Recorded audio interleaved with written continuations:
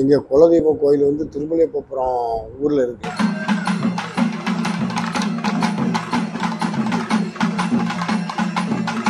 ஐநூறு வருஷத்துக்கு முன்னே உள்ள கோயில். பரம்பரையாக எங்கள் தாத்தா காலத்துலேருந்து அனுமார் சாமிக்கு ஆடினாங்க.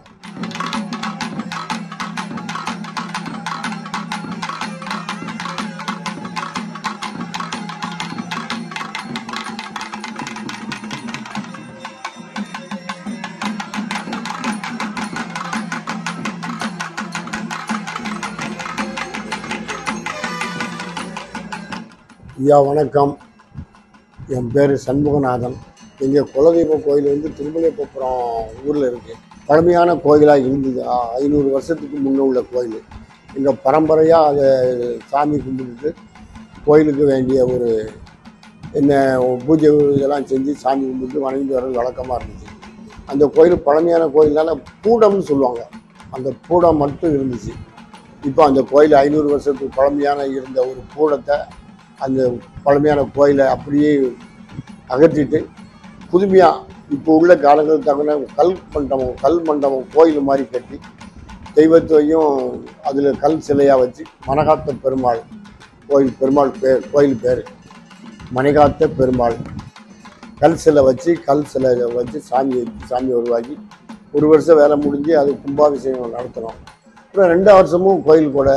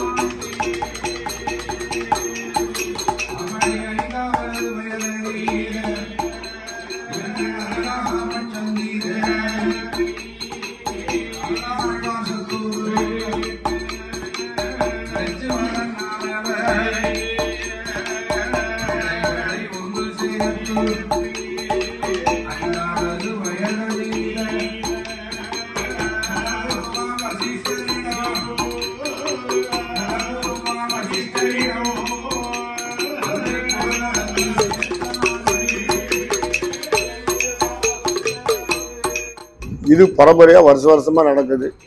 இது நடந்துட்டு இருக்கு கோயில் கூட. அந்த கோயிலுக்கு என்னை தலைவராக வச்சுருக்காங்க. எனக்கு கீழே ஒரு 4 பேர் தலைவர், உபதலைவர், காரிகாசி, பொருளாளர், உறுப்பினர்கள் சொல்லி ஒரு 10 பேர் இருக்கோம். எல்லாரும் முயற்சியிலையும் அந்த கோயிலை கட்டி இன்னைக்கு கும்பாபிஷேகம் முடிஞ்சு 2 வருஷமாக 2 கொடையும் கொடுத்தாச்சு. அமோகமாக கொடை நல்ல விதமாக நடந்துச்சு.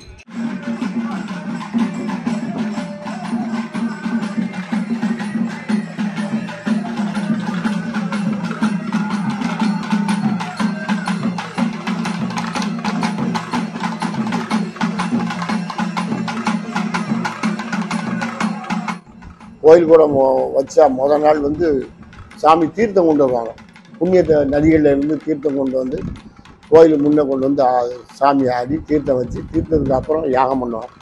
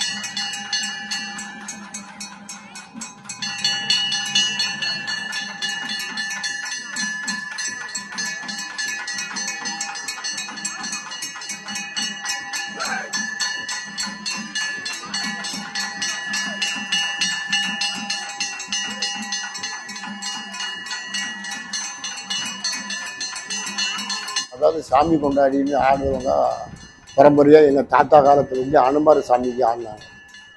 அப்புறம் எங்கள் அப்பா ஆடினார். அப்புறம் இப்போ என் தம்பி ஆடிட்டு இருக்கான். அது சாமி கோமரத்தை ஆடின்னு அனுமார் சாமி எங்கள் தம்பி வேறு இப்போ அந்த சாமி கொண்டாடி ஆடிக்கிட்டு இருக்கான்.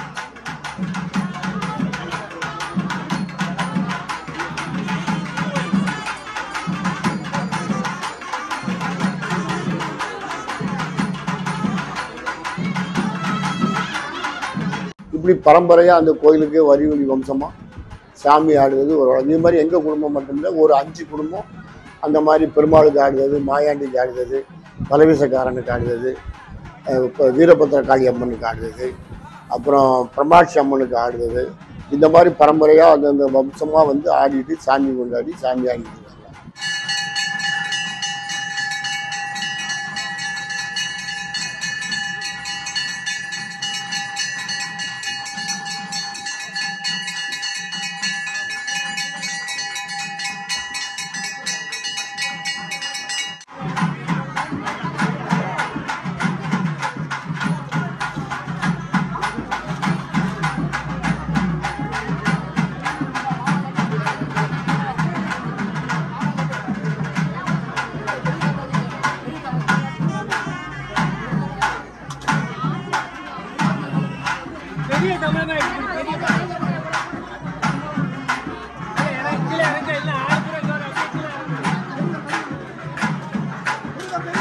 ஊருக்காரங்க நம்ம கோயில் சம்மந்தப்பட்ட வரிகாரங்கள்ட்ட, அதாவது குடும்ப கோயில்னால குடும்ப வரிகாரர்கிட்ட வரியை வாங்கி பிரித்து அதை செலவு பண்ணி செய்வோம்.